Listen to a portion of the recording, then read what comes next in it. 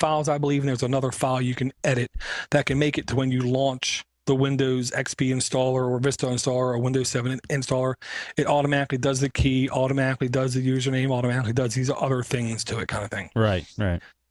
That's what I gather this as being. This might just be one of the default applications that are being installed, but I think this has the power of taking the whole install process and automating it. Huh. So I need to play with this and toy with this. And why do you want to do it? Okay, you really want to know? Yeah. Okay. I personally, believe Unity sucks. I think it's horrible. I think it's going to not do good. Okay. GNOME Shell seems to be doing better with the moderately knowledgeable to the knowledgeable people. Ubuntu 12.04 is going to come out. That's going to be the long-term support edition, which is going to have 5-year support. It's the first Ubuntu desktop edition that's going to have 5-year support. The first thing I'm going to do, the first day that comes out, actually a couple days before, and then do some tricks. Download Ubuntu 12.04, install it on a computer, probably this box right up here. Then install GNOME 3, remove as much Unity as I can, and then remaster it, put it up on the internet for download, and call it Ubuntu or something. Because I believe more people are likely to download a GNOME version.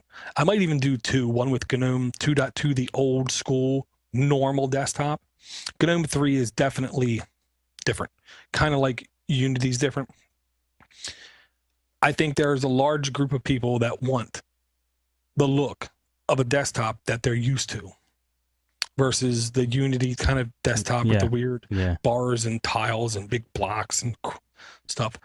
So I'm going to do that, and I'm going to put it up on the internet and let people download it. And if people want to offer up tweaks, you know, I like it when this happens and this looks like this, well, give it to me.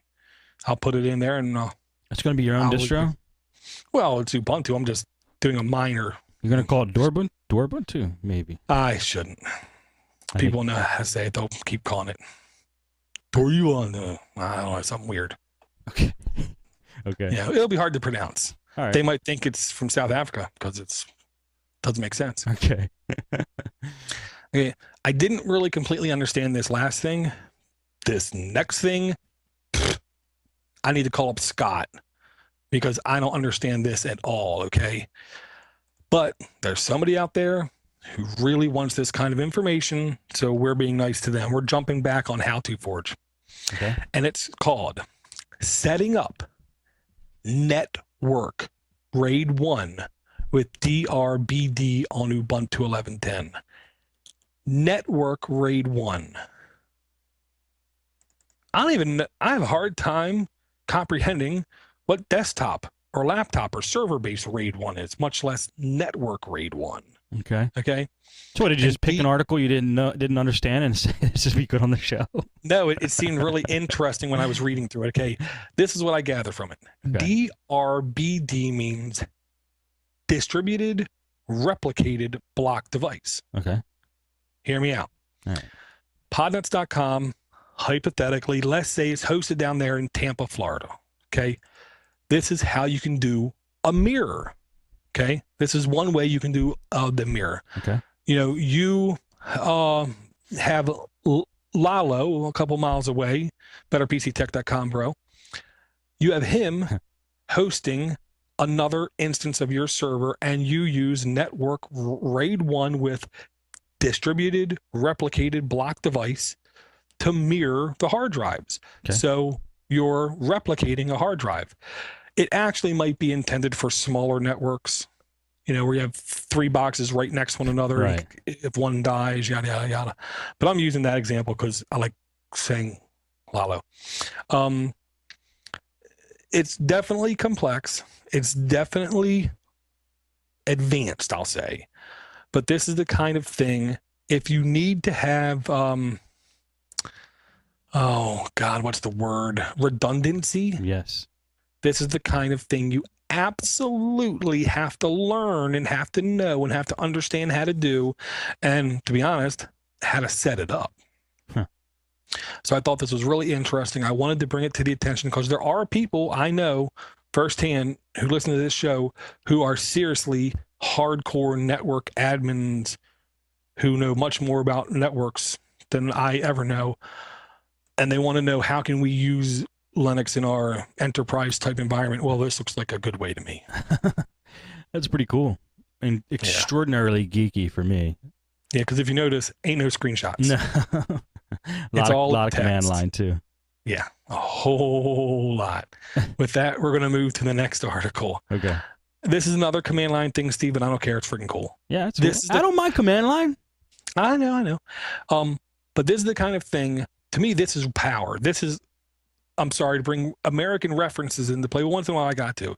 This is like 1983 Hulk Hogan on the Saturday Morning Slam show, whatever it's called, where he put his hand up and he said, "The power lies right here, brother." Okay. It's beautiful when a user can have total control over something on their system. Okay. Yes. Weeks and weeks and weeks ago, we went over a simple way on the command line. You could have one string of text equate to a GUI interface. Okay. Kind of thing. Thus allowing people to basically create their own simple interfaces for applications, even if they're only doing little things or just batch things of copying files from X to Y, and you put in X and then you put in Y and it does it, kind of thing. This tool is called S3 CMD. Okay. And S3 is Amazon S3 storage service, and CMD is command. This is a command line command tool, basically, that you can use to interface with Amazon S3. Sweet. So you can batch, process, or cron task schedule on your own power with this tool syncs to Amazon S3. So you don't need to pay for software like Carbonite or software like Jungle Disk. You can actually use these kinds of tools to build your own. Wow. So you really know what's going on. That's pretty powerful. Yeah. I like it a lot. You can also use HTTPS for the transport protocol, so it can be safely sent over the wire. In a batch command process, there's no reason why you can't say, okay, take my documents folder in my home folder, copy it to Amazon S3, and when you're copying it there, encrypt it maybe, and then you can say, okay, now S3 CMD sync, and then you say the name of your bucket name is what it's called in S3, and then that encrypted file can then be synced up to Amazon S3. Wow. Yeah, and it's dirt cheap. I did not realize how cheap. How much is S3? Okay. 14 cents per gigabyte for the standard, and it's 9.3 cents per gigabyte for reduced redundancy. Huh. I don't know what that means. Not backed up. I guess that's what it means. Not as backed up. Right. It's backed up, but it's reduced. But either way, this is really silly cheap. And I hate talking bad about a product, but I'll say it just one more time. Dropbox is not something you should put something critical, vital, or extremely private in. They have complete access to everything up there, number one. Number two, there's been holes where people have been able to access accounts without even using passwords. Wow. All they had to do was guess the combination username and account number. Really? And they could get into your system. Damn. With this kind of power in your hands, you can, by hand, use stuff like TrueCrypt, for instance, and have encrypted volumes if you want, and then use this command line tool every night if you want to sync everything up to Amazon S3. So you can have your own secure backup in the cloud using secure protocol HTTPS. It's just the kind of thing I like seeing. I like seeing people being able to do their own thing, roll their own. Right. Granted, a little bit of learning has to go on. That's never a bad thing. Still, I think people will get into this. They could really get into this. encrypting their own stuff, backing it up, saying bye-bye carbonite or whatever. And that's pretty cool. Yeah. Yeah. And with Amazon losing such popularity, I think we got to help them. Oh, wait, no, that's right. They're more popular than ever with the Kindle Fire. You going to get one of them? No. Okay. I would like to, because I believe it's going to be quite hackable because of its popularity, but I can't get none. Okay. Okay, next topic, because I'm getting down and getting depressed there. I will not bring that up again. Oh, you can, because you can get one and I'll vicariously enjoy it through you. Well, I cannot either, so. I know. Okay. The next thing is another batch process kind of thing that can be automated.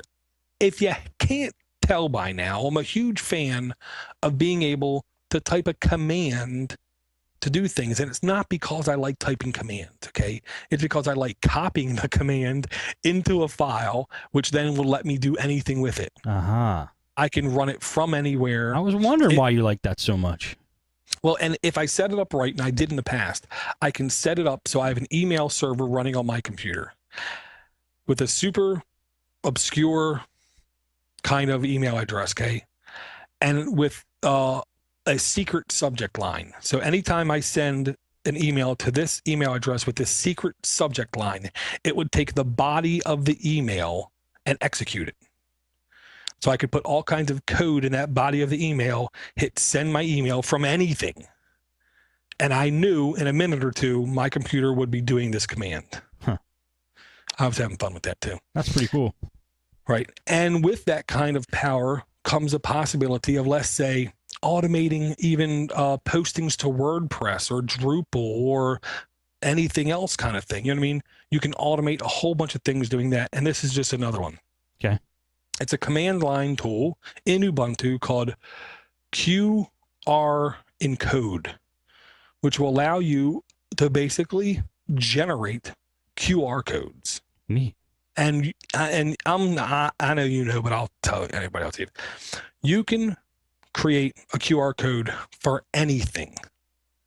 Anything you can think of, you can make a QR code for. You can make it for a URL. You can make it for a path to an image. You can make it for Wi-Fi access point ID and password. You can make it for a whole wide array of stuff. I mean, I even went into Cracker Barrel. Okay. You go in there and they have videos, I ain't lying, DVDs of Golden Girls, the best of Magnum PI, John Wayne, okay? All this kind of stuff. Then you go sit on their table and they have a little 3-fold thing with advertisements on it. And one of them, there's a QR code, okay? Yeah. They've made it. I'll just say that. If they're making it into an establishment like that, QR codes have officially made it, okay? I get what you're saying. You're not going to see it on the back of Magna PI, though. Maybe not right now, but soon. And like our good friend Eric from Silicon Wrench, he literally has a shirt with a friggin' QR code on it. Oh, man. Where, we're like, he could just tell somebody, oh, you want to go to my website? You don't even have to type it in. He just turns around. It's a great idea. I guess it's great. I'm going to make one for Podnutz. Eric is the man. Okay, if you haven't figured it out by now. I figured it out. Dude, I want to have it on my car. I want to have it on my hat. Pretty soon it's going to be in our toilet paper. Why don't you get a tattoo of it? No. No, but we did see that one that Timster showed us. Remember, it was in the middle, it was a QR code. On the outside, it was like flames and stuff. You took the phone and you took a picture of the QR code and it linked you to a YouTube video where in full screen, what was around the tattoo was around the video. Right, right. A beast coming out of somebody and Kurt Cobain reference or something. I don't know. No, I do remember. That was awesome. Great idea. It was. So with QR codes, you really can do lots of crazy stuff. And it looks like I'm a real genius because this next link, I didn't put a link in there, Steve.